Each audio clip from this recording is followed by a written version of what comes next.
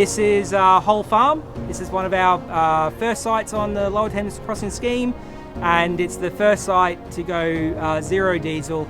And we're here today looking at the use of zero emission plant and how this starts to transform our thinking and the way in which it's going to help us plan for the future of moving towards the greenest road in Britain. So we've got a great opportunity here to test run machinery and plant that runs on battery so that we can see for the main works how long these batteries last, and at Whole Farm this has given us opportunity to continue with our programme and to build on that so that in the future there will be a legacy of construction running on net zero. We are currently doing a few proof points or some trials. We've got our different bits of kit. So we've got the machine behind me, the 20-ton Louis Gong machine. We've got a 2-ton little excavator, Sani excavator. We've got a Bomag 120 roller, and we've also had here another 20-ton Komatsu machine. Our power generation side, so we're using hydrogen generators, generating power, feeding batteries, and then subsequently into our machinery as well.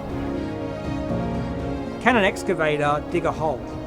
The answer is absolutely yes. In terms of how efficient it does it, or how much battery or how much fuel it's using is the key question. It's not whether or not it can track, it can dig, it can move soil.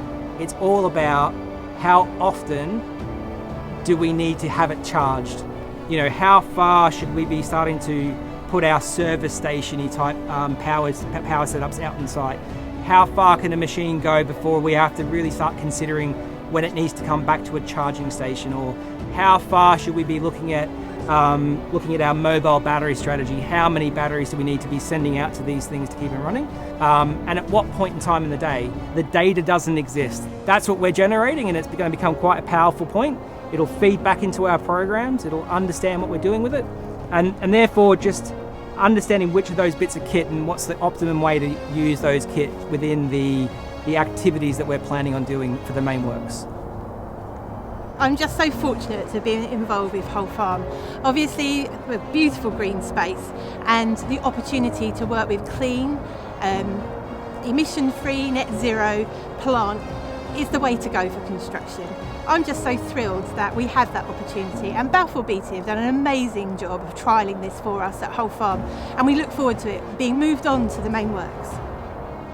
The ambition of Lower Thames Crossing is build the greenest road in Britain. In actual fact, I think it becomes the greenest road in the world quite regularly in this first phase.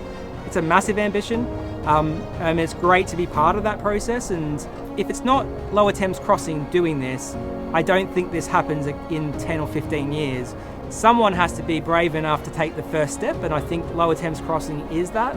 It's the long-term legacy that it leaves that will drive the industry quicker into this low emission space. This will set the standard for Britain and set the standard of how we go to work in the UK construction market when it comes to looking at electric plant and low emission plant. So we look to complete this fantastic site by the end of this year. The opening we are already planning, but as you can imagine, there's construction at the moment, and we want this site to be beautiful for those to come and visit. So we're looking for grass to grow back through, we're looking for trees to flourish and plants to grow, and to be able to welcome you with a grand opening. We will look for that in the new year, and I can't wait, for one, to be sat at the cafe sampling the food and having a very nice cup of coffee.